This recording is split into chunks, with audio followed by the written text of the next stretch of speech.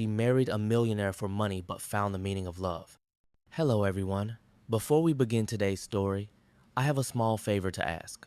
Please hit subscribe and turn on the notification bell so you never miss our channel's new videos. It is quick, it is free, and it is the best way to support us in bringing you more dramatic stories. Your support truly means the world to us. Where are you watching from? Drop your city or country in the comments below. Thank you very much. Now, let us return to our main character. Lena Harper never imagined her life would bring her to this moment, standing at the edge of a decision that did not feel like a choice at all. She was 28 years old, carrying the weight of debts that were never hers but settled on her shoulders the day her mother fell sick. For years, she worked double shifts in retirement homes, served tables in the evenings, and took freelance caregiving jobs whenever someone needed help. She lived modestly in a tiny apartment in a suburb outside Redwood Bay, counting every dollar and skipping comfort the way others skip traffic lights. But even the strongest spirit has limits. The retirement center where she worked suddenly declared bankruptcy. Overnight, her job vanished, and so did the health insurance that kept her mother alive until the end. Bills kept coming. Letters from collection agencies piled up on her kitchen counter like a silent army. Lena tried to stay calm, but fear crept in every night, tightening its fingers around her heart. She was exhausted, alone, and dangerously close to giving up. That was when an offer appeared, one that sounded impossible, unbelievable, and yet painfully real. Ethan Ward, the 34-year-old millionaire who ran one of the largest media groups in the West Coast, was fighting a battle of his own. His company, Ward Media Group, demanded stability and a family-friendly image from its future CEO. Ethan was brilliant, disciplined, and the natural successor. But the board, conservative and wary of risk, doubted him because he lived alone and poured everything into work. His cousin Daniel Ward smelled an opportunity. Daniel wanted the CEO seat with a hunger that bordered on obsession. He whispered to board members that Ethan was unreliable, unstable, too private. He leaked rumors that Ethan could not maintain a long-term relationship. Suddenly, Ethan found himself in a political storm he never asked for, facing pressure that threatened everything he built. He needed a solution. Fast. Clean. Something the board could not argue with. That was when his legal advisor presented a bold idea, a temporary marriage contract. Not for love, not for companionship, but for image, optics, and the perception of stability. Ethan hated the idea at first. Marriage was something sacred to him, shaped by memories of parents who loved each other more than life itself. But reality was harsher than ideals. If he wanted to protect his company, he had to play the game that others forced upon him. And through a quiet chain of connections, Lena Harper's name reached him. A woman with no scandals. A woman who kept her life clean despite hardship. A woman whose kindness was documented by the families she cared for. A woman who needed help desperately. Their first meeting was supposed to be formal, technical, and unemotional. Instead, it shook them both in ways they did not understand. Ethan entered the cafe where she waited, wearing a navy suit that matched the cool expression he was known for. But when he saw her sitting quietly, with her hands folded, wearing a simple sweater, her eyes tired yet steady, something inside him shifted. There was no greed in her gaze, no calculation. Only honesty, mixed with fear she tried to hide. Lena, on the other hand, felt her breath hitch when he appeared. She had seen him on news programs, speaking confidently about the future of media. But in person he looked different. More human, more fragile, more weighed down. Not at all like the cold millionaire people imagined. He sat down across from her. She straightened her posture, trying to appear stronger than she felt. "Miss Harper," he began, his voice steady but gentler than expected. "I know this is unconventional. If there were another way, I would choose it. But I will be honest with you. I need a marriage on paper to secure the company. In return, I will make sure your financial situation is completely taken care of. You will not owe me anything beyond 1 year of living together for appearances." Lena listened silently. Every line of the contract was legal, clean, and respectful. No physical expectations. No romantic obligations. Just public stability. But saying yes felt like breaking a piece of her soul.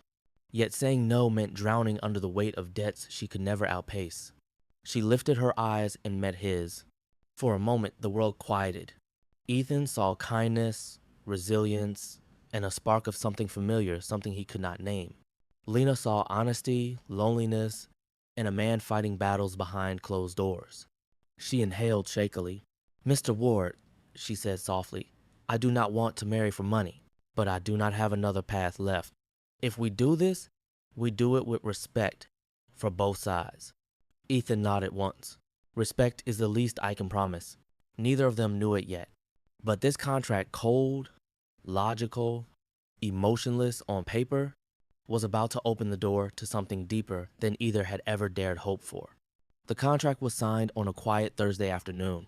Lena Harper felt her hands tremble slightly as she placed her signature on the final page.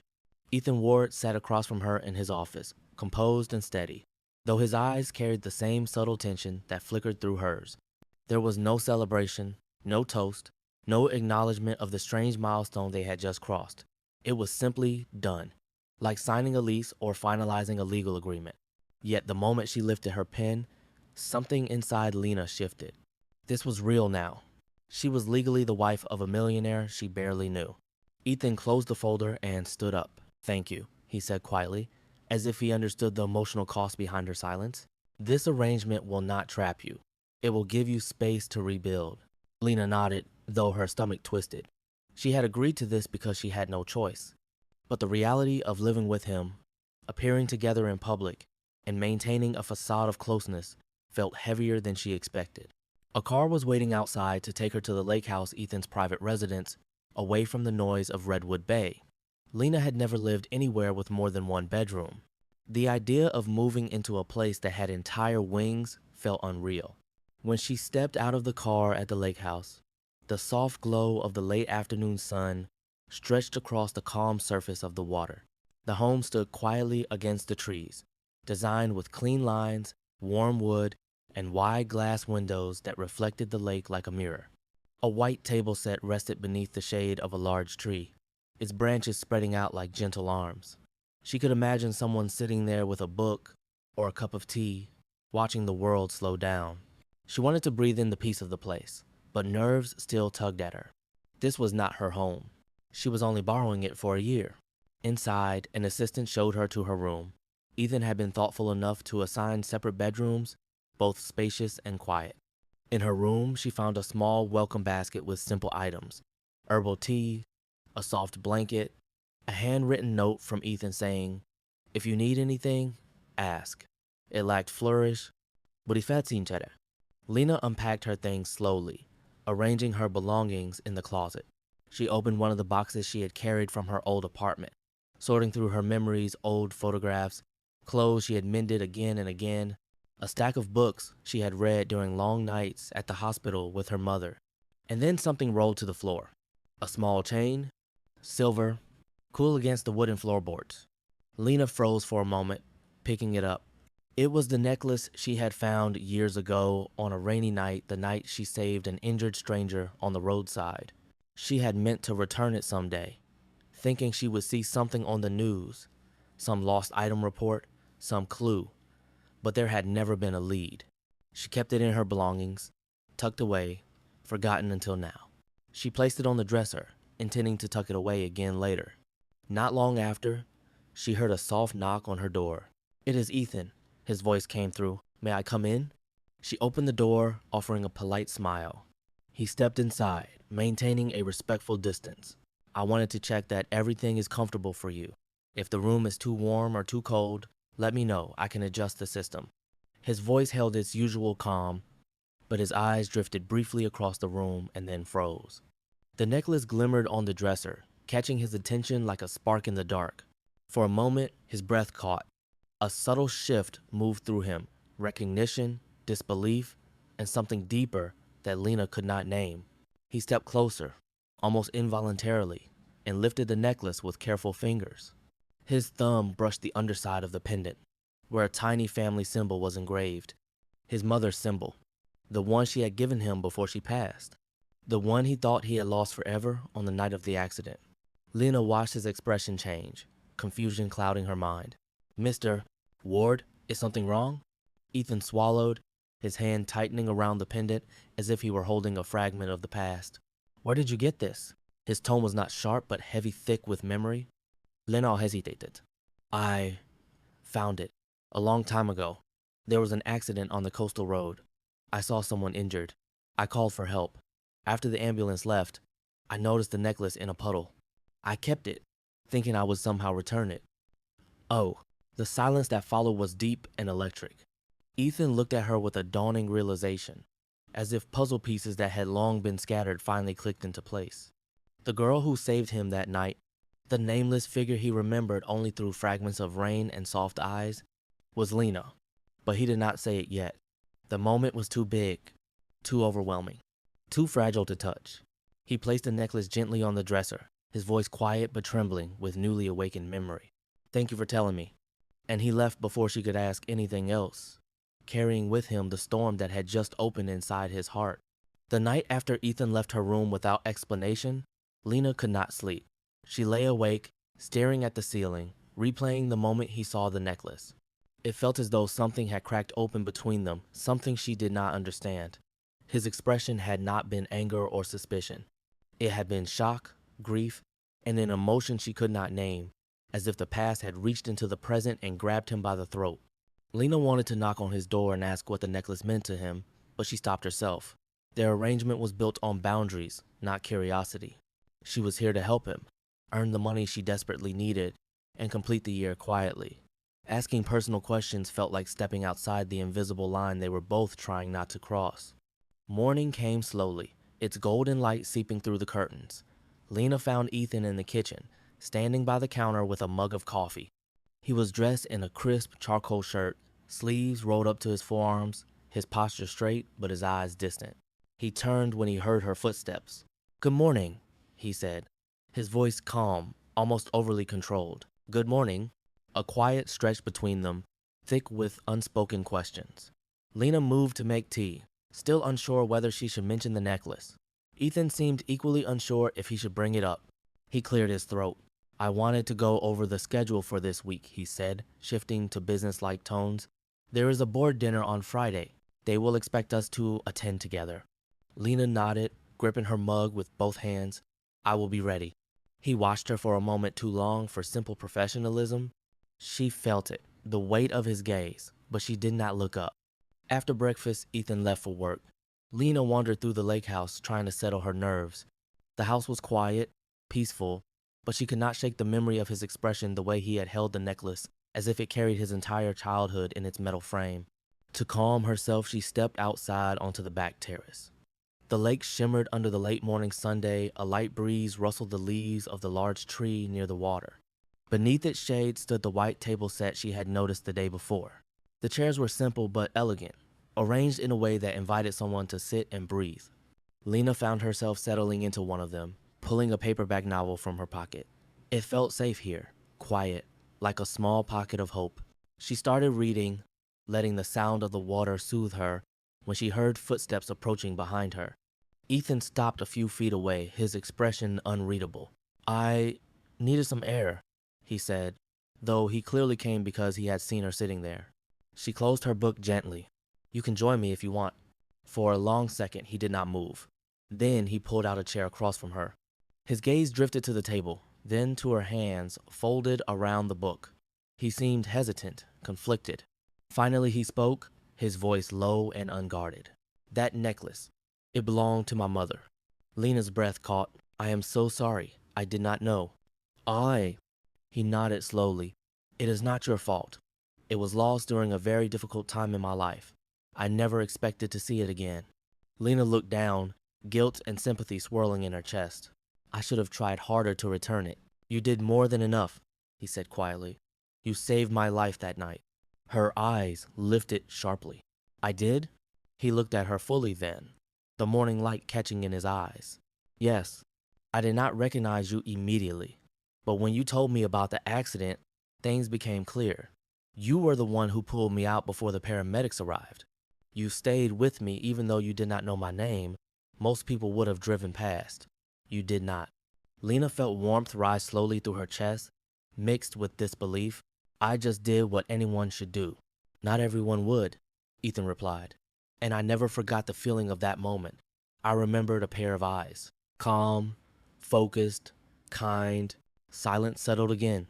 Different this time, gentler, deeper. Ethan looked out toward the lake, as if grounding himself. I lost my mother a few months before that accident, he said. The necklace was the last thing she gave me. Losing it that night felt like losing her all over again. Lena's heart tightened. She understood grief. She understood holding on to the last traces of someone you loved. I did not know, she murmured. You were not supposed to, he said, and for the first time she heard vulnerability under his strength. But seeing it again, it brought everything back. Lena reached out instinctively, then stopped halfway, her hand hovering above the table. She did not touch him, but the gesture alone made something soften between them. I am glad it found its way back to you, she said quietly. Ethan looked at her hand, then back at her face. His expression changed barely, subtly, yet powerfully. Warmth, recognition, something beginning, something he was not ready to name. He stood after a moment, straightening his posture. We should prepare for Friday, he said, returning to his composed tone. But as he walked back toward the house, Lena could tell he was not the same as before. Something fragile had opened in him, something that would not close again. The morning of the board dinner arrived faster than Lena expected. The entire lake house felt different that day, filled with a quiet tension she could feel even before seeing Ethan. She found him in the living room, reviewing documents with an intensity that made the room seem smaller. His jaw was tight, his shoulders stiff, and though he tried to hide it, she could see the weight pressing down on him. Are you ready for tonight? Ethan asked without looking up. I think so, Lena answered softly. I know I am only supposed to stand beside you, smile, and be supportive. He finally lifted his eyes toward her, the tension in his expression loosening just a little. That is more important than you realize. She nodded, unsure how someone could carry so much pressure alone. Ethan had always seemed composed, even cold to those who did not know him. But now she understood that his calm was not indifference. It was armor he had built to survive grief, expectations, and a ruthless world that did not forgive weakness. As the sun lowered, Lena prepared for the dinner. She chose a simple navy dress from the wardrobe his assistant had arranged for her, avoiding anything too extravagant. When she stepped out into the main hallway, Ethan was already waiting. For a moment, he simply looked at her. There was no grand reaction, no dramatic pause, yet something in his gaze lingered warmer, softer, almost protective. You look perfect, he said. Lena felt her breath stutter just a little. Thank you. They arrived at the private dining hall, where the board members were already gathering. The atmosphere was sophisticated, polished, almost clinical. Men in tailored suits, women in elegant dresses, conversations that floated with polished confidence but carried sharp edges beneath the surface. When Ethan entered with Lena beside him, all eyes turned toward them. Lena felt her heart thump in her chest, but she held her posture steady. Ethan placed a subtle hand at her back, guiding her forward. It was a small gesture but grounding, like he was silently telling her she was not alone. Introductions followed quickly. This is my wife, Lena, Ethan said calmly, his tone steady and respectful. Her chest tightened at the word wife. In the contract, it was just a role, but hearing him say it publicly, gently felt different. Throughout the dinner, she did everything they practiced. Smile politely, listen attentively, answer simple questions honestly. She avoided talking too much, not wanting to slip up. But the board members were sharper than she expected. So Lena, one of the women began, tilting her head in a way that looked friendly, but was anything but. You and Ethan met, how exactly? Lena froze for a split second. She felt Ethan shift beside her, ready to step in and shield her. But she found her voice. A friend introduced us, Lena answered with a calm smile. We did not plan anything. Things simply aligned. The woman narrowed her eyes, clearly fishing for deeper cracks, but Lena kept her expression warm and unshaken. Ethan glanced at her with quiet admiration. He did not speak aloud. Later, during a brief break in the evening, Ethan led her to a quieter corridor lined with soft lighting and framed photographs from the company's history. He stood closer than he needed to. His voice lowered, gentler than before. You handled yourself incredibly well, he said. Thank you. Lena exhaled slowly. I was nervous, but I did not want to make things harder for you. His expression changed, softened. You are not making anything harder. If anything, you are making this easier than I expected. There was a long pause, warm, deep. Lena felt something flutter in her chest. something that frightened her because it felt too real. This was supposed to be a contract, nothing more. Before either of them could say anything else, Ethan's phone buzzed. He checked it, and his expression darkened in an instant. "What is wrong?" Lena asked. "It is Daniel," Ethan said. "He leaked something to a gossip channel." Lena's stomach twisted. "About us?" "Yes, about our marriage." He looked up, and for the first time since she met him, Lena saw genuine worry in his eyes, not for himself, but for her. They returned to the dinner, but the shift in energy was immediate. People stared longer. Conversations hushed when they passed. Someone whispered the word arrangement. Someone else muttered gold digger. And Lena felt the words strike her like cold wind, sharp and unwelcome. Ethan stood closer to her, shielding her with his presence. But even he could not stop the whispers. Not tonight. By the time they returned to the lake house, Lena was exhausted, not from the event itself, but from carrying the weight of invisible stones, judgment, curiosity, suspicion. Ethan closed the front door behind them. For a moment, neither spoke. Then he looked at her with quiet honesty. "I am sorry," he said. "You do not deserve any of this." Lena swallowed, her voice barely above a whisper. "I knew there would be challenges. I just did not realize they would come this soon." Ethan stepped closer, not touching her, but standing near enough that she could feel the warmth of him. "I will fix this," he said. "I promise." Supervised, she nodded. Not because she fully believed everything would be fine, but because she believed in something else. The sincerity in his voice, the warmth in his eyes, and the quiet way he was beginning to care. The following days unfolded like a slow-moving storm. After the board dinner, the whispers did not fade. They grew louder. Small gossip accounts picked up the first leak, and soon dozens of online profiles repeated the same narrative. Lena was a gold digger. Their marriage was strategic, and Ethan was buying a wife to secure his CEO position. None of it was true, yet the word spread too quickly to stop. Ethan spent most of his time at his office in Redwood Bay, meeting with lawyers, public relations teams, and crisis managers. Lena remained at the lake house, trying not to look at her phone, trying not to read the comments that strangers threw at her with careless cruelty. She went outside often, sitting at the white table beneath the shade of the towering tree. The lake had always felt peaceful, but even its calm surface could not quiet the noise building in her mind. On the third evening, Ethan returned home later than usual. Lena heard the front door open and stepped out of the kitchen, holding a mug of chamomile tea. He looked exhausted, dark circles beneath his eyes, tension carved into his shoulders, the weight of responsibility pressing heavily on him. "You should rest," she said gently. He shook his head and set down his briefcase. "Daniel is escalating things. He is using anonymous accounts and indirect statements. I cannot challenge any of it without making the situation worse." And Lena felt guilt wash over her. "This is because of me." Ethan's eyes softened. "No, this is because of him." But she could not shake the heaviness inside her chest. She was supposed to help him, not ruin his reputation. If staying beside him painted him as unstable or reckless, then how could she continue? Later that night, Lena went outside again, letting the cool air fill her lungs. She sat at the table, resting her hands on the wooden surface, feeling the breeze drift across her skin. The moon cast silver light over the lake, making it shimmer like liquid glass. She heard footsteps approaching. Ethan stepped toward her, the glow of the porch lights outlining his figure.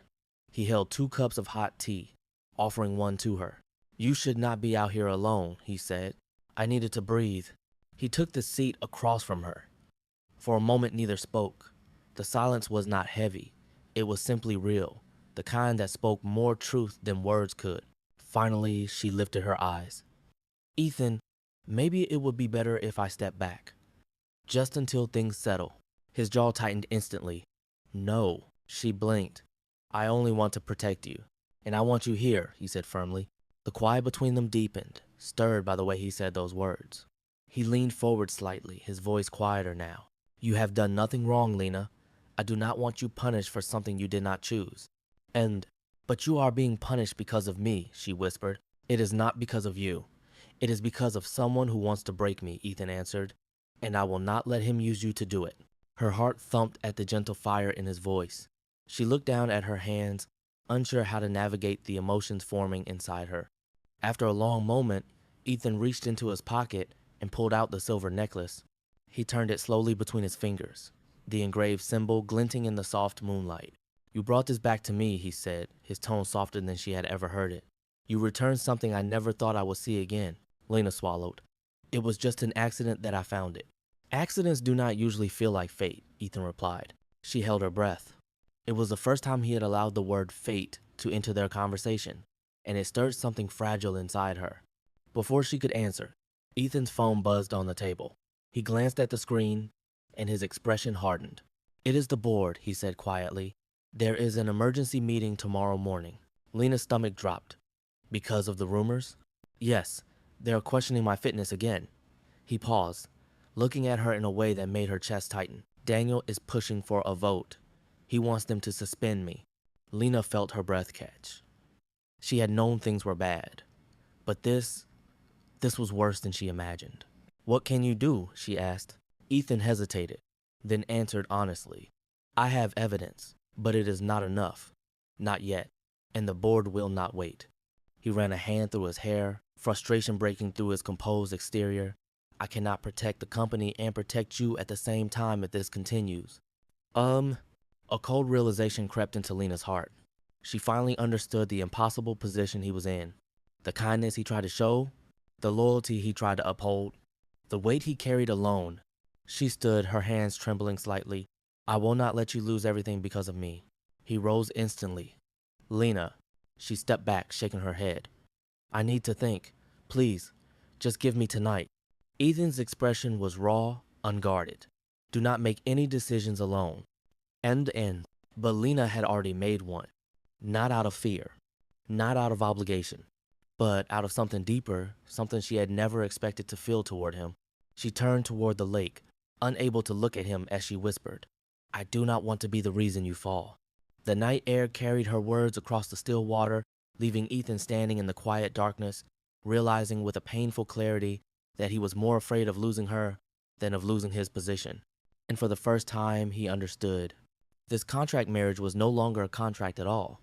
Lena barely slept that night. The moonlight drifted across her bedroom walls as she lay awake, replaying Ethan's words, his expression, and the moments when he looked at her as if she were far more than a contract. She had promised herself not to get attached. Their arrangement was supposed to be clean, safe, and temporary. But life had a way of pulling people into unexpected depths, especially when kindness and vulnerability intertwined. By dawn, the lake house was silent. Lena stepped out onto the terrace, the early morning breeze cool against her skin. She wrapped her arms around herself as she watched the water ripple softly with the first stirrings of wind. The white table beneath the tree looked peaceful, untouched, a place where she had found comfort many times. She wondered if she could still sit there without feeling the weight of everything that was happening. Inside the house, she heard quiet footsteps. Ethan appeared a moment later, dressed in a gray suit, preparing to leave for the emergency board meeting. His eyes were tired, but when he saw her standing there, his expression softened just slightly. "You are up early," he said. "I could not sleep." He stepped closer, stopping a few feet away. He did not reach for her, but the urge was visible in the tension of his shoulders. "About last night," he began, but Lena shook her head gently. "You do not need to explain." Her voice was soft but steady. "You have enough to worry about." "I want to explain," he replied. "I want you to understand that none of this is your fault. Not the rumors, not the board's doubts. This is Daniel's doing, not yours." Lena looked down, her hands clasped in front of her. "Even so, I cannot be the reason you lose everything."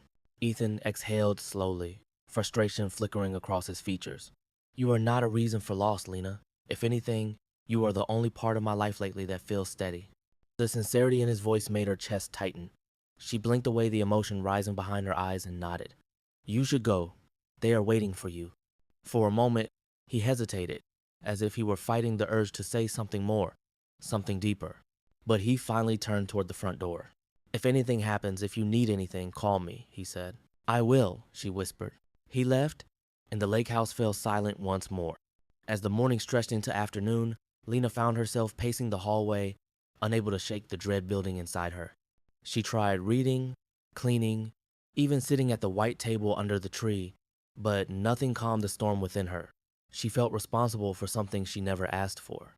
The whispers, the judgment, the scrutiny, it all pressed down on her like an invisible weight. Around noon, her phone buzzed. She reached for it quickly, hopeful, but the message was not from Ethan. It was from a friend she used to work with, a screenshot of yet another rumor circulating online. This one was worse than the others. It claimed Lena had been paid long before the marriage contract was signed, that she had manipulated Ethan emotionally, that the entire relationship was a performance, crafted to protect his reputation. Her hands trembled as she scrolled. Comment after comment stabbed at her confidence and dignity. People she had never met spoke as if they knew her heart, calling her selfish, calculating, and insincere. She turned off her phone, setting it face down on the table. Her breath caught in her chest, and for a moment she felt like she could not breathe at all. She needed space. She needed to think. She needed to protect Ethan, even if it meant hurting herself. By late afternoon, Lena packed a small bag. Only essentials. She wrote a short note and left it on the kitchen counter where Ethan would see it. It read, "I am not leaving because I want to. I am leaving because I do not want to see you lose everything you built. You have given me more kindness than anyone has in years. But I cannot stay and allow myself to be used against you. Thank you for everything. Lena." She stood at the front door for a long moment, gripping the handle, fighting back the tears burning behind her eyes. She told herself she was being rational, logical, responsible, everything the contract expected of her.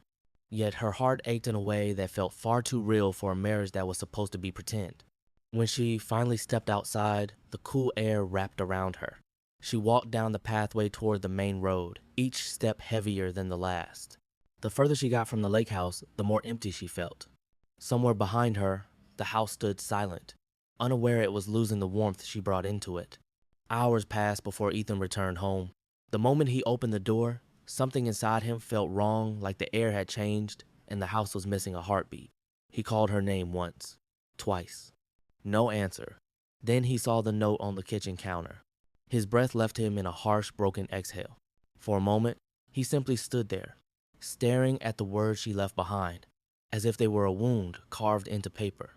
He sank into a chair, the necklace still in his pocket, and closed his eyes. He had spent years navigating corporate storms, board politics, and media scandals. But nothing in his life had prepared him for the ache of this moment.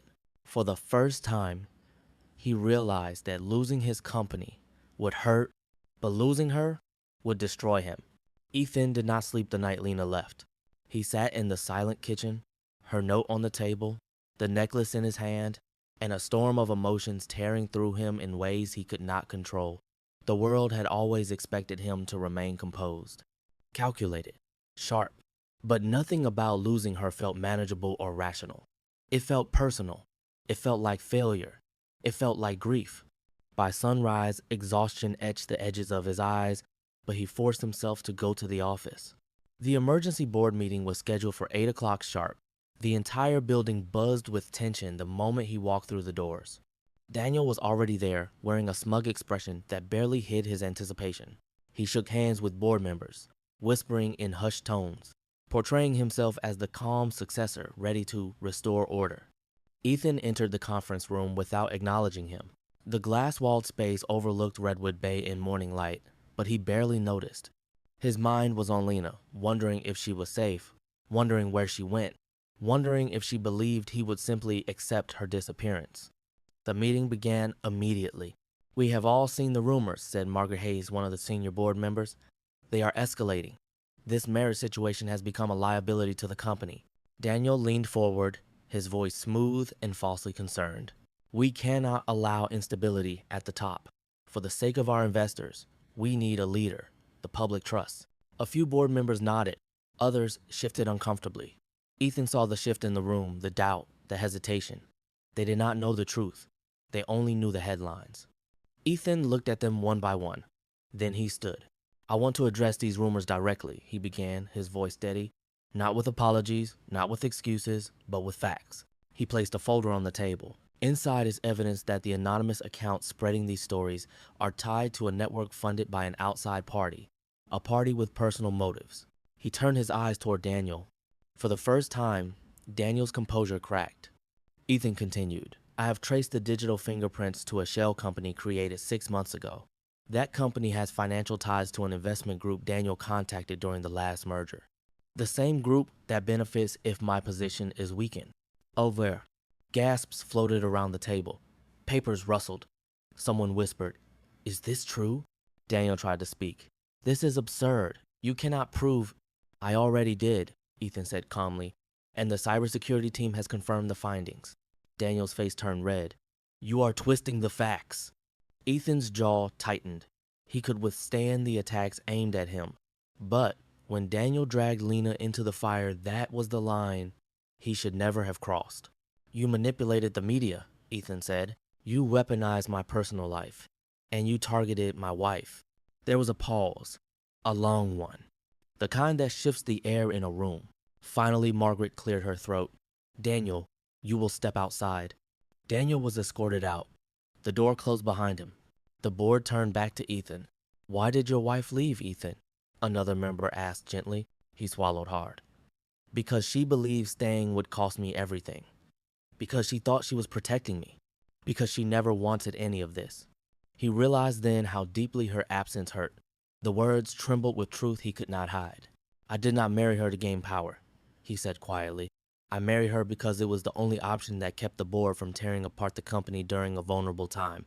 But the more I got to know her, the more I realized she is not a liability. She is the only person who has stood by me without asking for anything." Hen.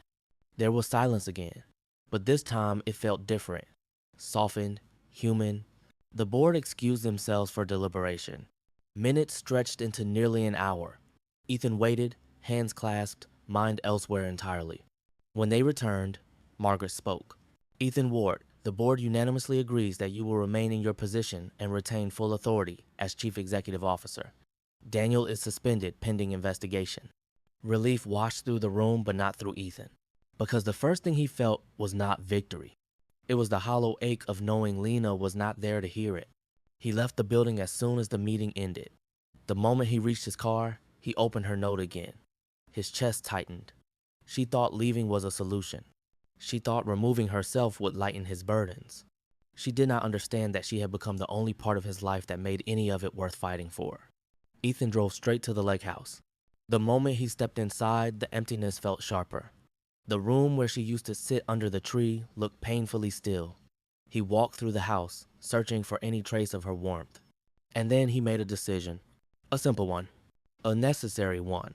He was done letting her walk away from him, thinking she was a burden. He grabbed his keys. He searched her last transaction. He checked the bus routes leaving Redwood Bay. He tracked the most recent charges on her old prepaid card.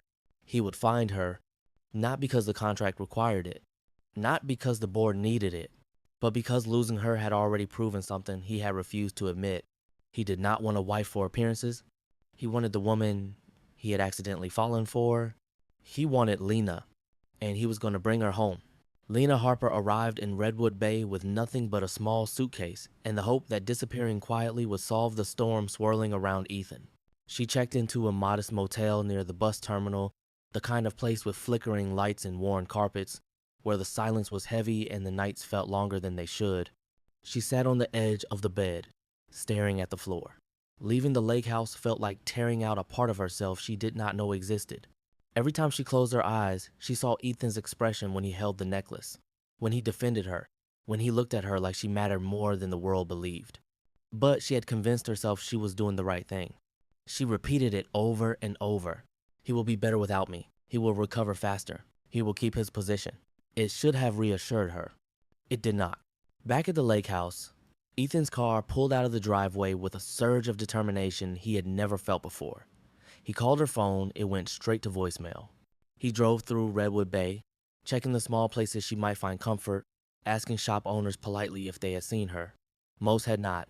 A few thought they might have, but they were not sure. Hours passed. He never stopped searching. When he checked the last transaction on her prepaid card, it pointed him toward the motel by the bus station. His heart hammered against his ribs. He parked the car and walked straight inside, his expression focused, urgent, and unshakable. Meanwhile, Lena sat by the window of her room, watching buses come and go. People carried backpacks, suitcases, in boxes wrapped in rope. They were leaving for new jobs, new lives, or maybe running from something too heavy to hold. She wondered where she would go next.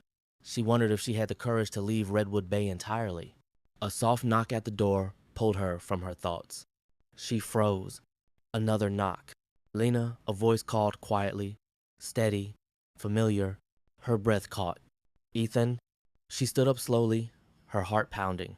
She reached for the doorknob but hesitated. Part of her was terrified of hurting him further, of seeing disappointment in his eyes, of realizing her feelings had grown deeper than she could admit. But she opened the door anyway. Ethan stood there, slightly breathless, as if he had run the entire way. His tie was loosened, and the normally composed lines of his face were softened by relief and worry. She whispered, "How did you find me?" "I would have searched every mile of this city," he answered, voice low but unwavering, "and every town after if I had to." Lena stepped back, allowing him inside. The small room felt even smaller with him in it. He closed the door gently behind him. "You should not be here," she said, though her voice trembled. "I should have been here sooner," Ethan replied. "I read your note, but you were wrong about something." She looked down. "I just wanted to protect you." "I never needed protection from you," he said. "I needed you with me." The words hit her like a wave. She lifted her eyes slowly, meeting his. What she saw there was not obligation, not duty, not the cold logic of a businessman securing a contract. It was something deeper, warmer. Unmistakable. "Ethan," she whispered, "your company." "I kept my position," he said. "The board saw the truth. Daniel is suspended." Lena blinked in surprise. "But that means everything is fine now." "Everything except you being gone," he said. His voice softened. "I walked into that house and felt it was missing something. I realized it was missing you." Her throat tightened. "You do not mean that. You are overwhelmed from all the stress." He shook his head. "No, I am clear for the first time in months. When you left, I understood something I was too afraid to admit before." He reached into his pocket and pulled out the silver necklace. He held it between them, the small pendant catching the dim motel light. "This belonged to me," he said, "but you carried it through the hardest years of your life. When I thought I lost everything that mattered, it was with you." He looked directly into her eyes. "Maybe that was never an accident." Lena felt tears gather behind her lashes. "I did not know it was yours. I only kept it because I thought someday, somehow, I would return it." "And you did?" Ethan replied. "You returned more than that. You returned hope I lost after my mother died. You returned a part of myself I thought was gone." Her breath trembled. "I do not know if I can handle being in your world. The rumors, the pressure, the eyes on us." "Then let me be in yours," he said simply. She stared at him, stunned. Ethan stepped closer, his voice barely above a whisper. "I do not care about the contract anymore. I do not care about public appearances or corporate expectations." His eyes softened. "I care about the woman who stood in the rain years ago and saved my life without knowing who I was. And I care about the woman who tried to protect me even if it meant walking away." The tears she held back finally slipped down her cheeks. She covered her mouth as emotion rushed through her. Ethan gently placed a hand over hers, lowering it slowly. "I came here to ask you one thing. Not as a CEO, not as the man who asked you to sign a contract, but as someone who has fallen in love without meaning to." Her breath broke. "Come home with me, Lena," he said. "Not to keep up a lie, not to protect an image, but because the only future I can see clearly now is the one where you are in it." Lena closed her eyes, overwhelmed, but in that moment, she knew the truth. She had already been in love with him, long before she admitted it to herself, long before she had the courage to say it out loud. She opened her eyes and whispered the words that eased the ache in both their hearts. "I want to go home with you. And Ethan exhaled, as if he had been holding his breath since the second she left. The drive back to the lake house was quiet, but not the uncomfortable kind of quiet that once existed between them. This silence felt warm, full, almost tender. Lena sat beside Ethan in the passenger seat, watching the world blur past the window. The pine trees swayed gently, and the late afternoon light spilled across the road like a ribbon of gold. Every so often, Ethan glanced at her as if to make sure she was really there, as if afraid she might disappear again. When they reached the lake house, the place looked different to Lena. It was the same home, the same calm water, the same white table under the tree's shade, Yet there was a softness to it that had not been there before. Maybe it was her heart. Maybe it was the way Ethan opened the car door for her and walked beside her without saying a word, as if he understood she needed time to let everything settle. Inside, she stepped into the living room and took a slow breath. "I never thought I would see this place again," she said quietly. Ethan stood behind her. "I never wanted you to leave it," he replied. His tone carried something deeper, something steady and certain. When she turned, he held a silver necklace in his hand. He walked toward her, each step measured, and gently lifted the chain. "May I?" he asked. Lena nodded. Ethan fastened the necklace around her neck with care, his fingers brushing her skin lightly. The simple touch made her heart swell, not with fear but with peace. He rested his hands briefly on her shoulders, his voice low. "This necklace was the last thing my mother gave me. I spent years regretting that I lost it on the night of the accident. But now, I understand I never lost it." "Oh, quick." He paused. It was with the right person the entire time. Lena placed her hand over his. "I did not know it belonged to someone so important." "It belongs with you," Ethan said softly. Her breath caught at the weight of those words. She turned around to face him fully. "What happens now?" Ethan exhaled gently, the kind of breath someone releases when finally at peace with their truth. "Now," he said, "we stop doing what we think we are supposed to do, and we start doing what feels right." She felt warmth spread through her chest. "And what feels right to you?" He did not rush his answer. Ethan Ward, who always spoke with precision and strategy, allowed himself to be human, real, and unguarded. "What feels right," he said, "is building something true with you. No contract, no boundaries, no timetable, just us." Lena felt her eyes grow wet, not with fear or uncertainty, but with relief, with hope, with the feeling of finally stepping into something honest. He reached for her hand. "Walk with me." They stepped outside, the sun dipping low, painting the sky in soft oranges and pinks. The lake shimmered with the reflection of dusk. The air smelled faintly of pine and cool water. Ethan led her down the small stone path toward the white table beneath the shade of the old tree. "This was always your spot," he said with a gentle smile. "I used to look out the window after you left, hoping I would see you here again." Lena touched the back of one of the chairs. "I always felt safe here, even before I understood why." They sat down together, facing the lake. A light breeze rustled the leaves overhead, making the branches sway like they were greeting her return. Ethan turned toward her. "You once said you did not want to be the reason I fell," he murmured. "But Lena, you were the reason I stood back up." Her lips parted, emotion rising in her throat. She looked into his eyes, steady, warm, honest, and realized that her heart had already chosen long before her mind caught up. "And you," she whispered, "were the first person who made me feel like I was not alone in the world." He lifted her hand to his lips, the gesture simple yet full of meaning. "You are not alone now. You never will be." The moment settled between them like the final piece of a puzzle clicking into place. The sun dipped below the horizon, casting a soft twilight across the lake. Fireflies began to flicker near the tree. The world felt still, peaceful, almost sacred. Without rushing, without fear, they leaned closer like two souls finally moving toward the place they were meant to be. Ethan brushed a soft kiss to her forehead. Not a dramatic gesture, not something meant for display, just a quiet promise. A promise of presence, a promise of healing, a promise of a future. Lena closed her eyes, letting herself melt into the moment. For the first time in years, she felt safe, she felt wanted, she felt home. When she opened her eyes, the lake shimmered before them. "What happens tomorrow?" she asked softly. Ethan intertwined his fingers with hers. "Whatever we choose," he said, "together." The breeze whispered through the branches, carrying their future gently into the night. No contracts, no conditions, just two hearts that have finally found their way back to each other.